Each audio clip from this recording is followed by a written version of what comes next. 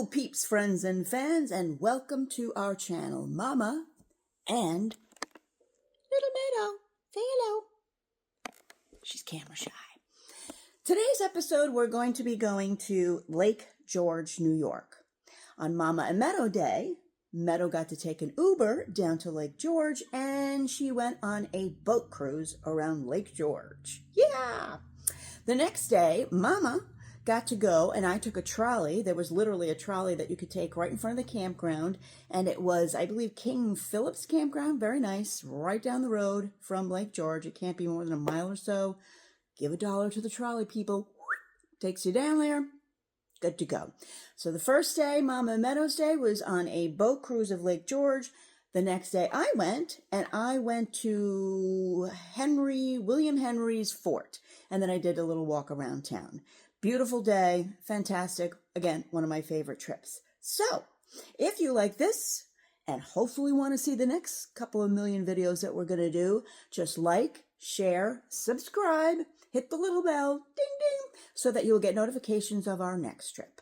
Until then, roll tape.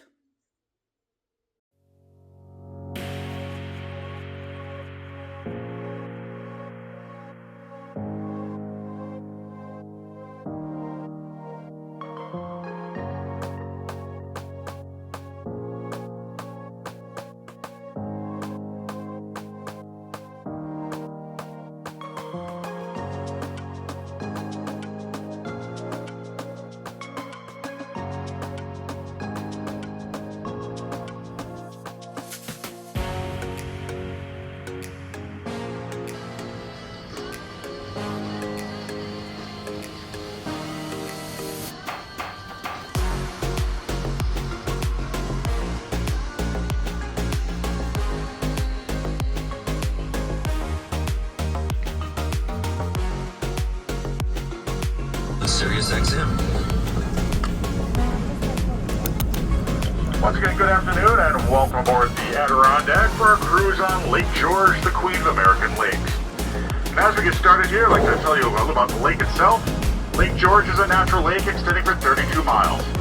It's 2.5 miles wide at its widest and approximately 200 feet deep at its deepest point, with the average depth around 60 feet.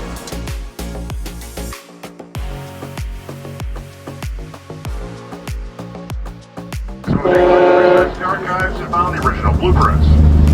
And that fort, along with Lake George and the surrounding area, re-immortalized James Fenimore Cooper's novel, The Last of the Mohicans. In that novel, he referred to the lake as Lake Horicon. One of the original names of this lake was Lac du Saint-Sacrament, and it was given that name back in 1642 by a French Jesuit missionary by the name of Isaac.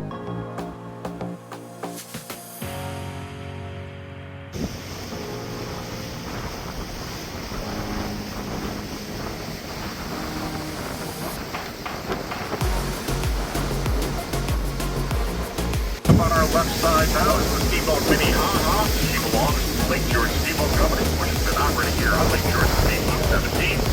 The Minnehaha was built in 1969, and she is a truly authentic stern wheel paddle boat. The red paddle on the back of the boat is powered by 2 horizontal planes for 17 steam engines. And the name Minnehaha is Indian term between laughing waters. And at Longfellow Cove, Hiawatha, Minnehaha.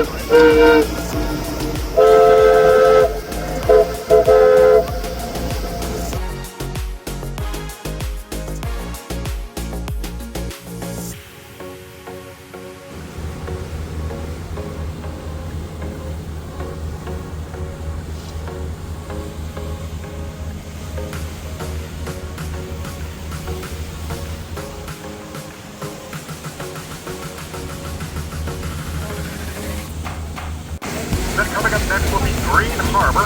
Green Harbor is one of the better protected bays here on the lake. Then this rocky point of land coming up is called Cooper's Point, named after the author James Fenimore Cooper. That large mansion up on Cooper's Point, one of the larger of the mansions built here along Millionaire's Row. This hole was built back in the early 1900s by Harold Pitcairn. Harold Pitcairn was the founder of the Pittsburgh Plate Glass Company. He was also an avid engineer and aviator, helped develop the first autogyro, which is the predecessor to today's modern helicopter. This home has over 20 bedrooms, 13 bathrooms, guest house, helicopter landing pad. Even has about 30 boat slips off the back of Green Harbor to stay right this out. That home just sold last summer for $6.5 million.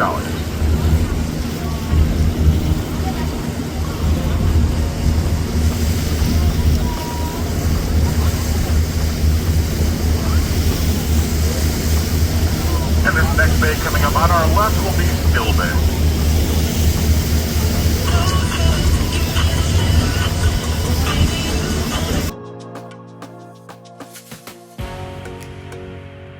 For today, we're slowly making our way over to the eastern shoreline of the Australian largest residential side of the lake.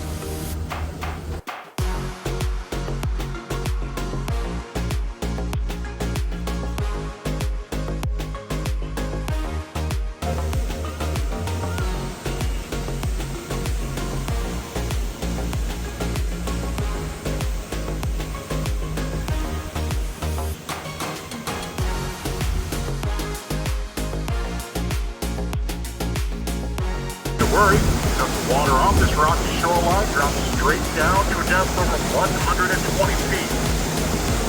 Some of the locals believe that this is a good spot to teach one's mother-in-law how to swim.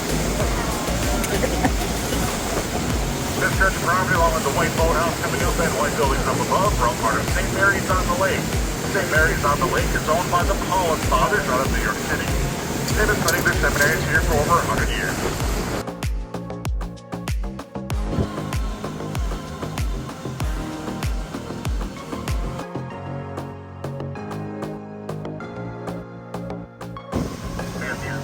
Rocks dropped off, they drifted up the deeper water, could not be recovered. And this site, along with 7 other sites here on the lake, have been deemed underwater historic sites, and are accessible to divers with intermediate diving experience.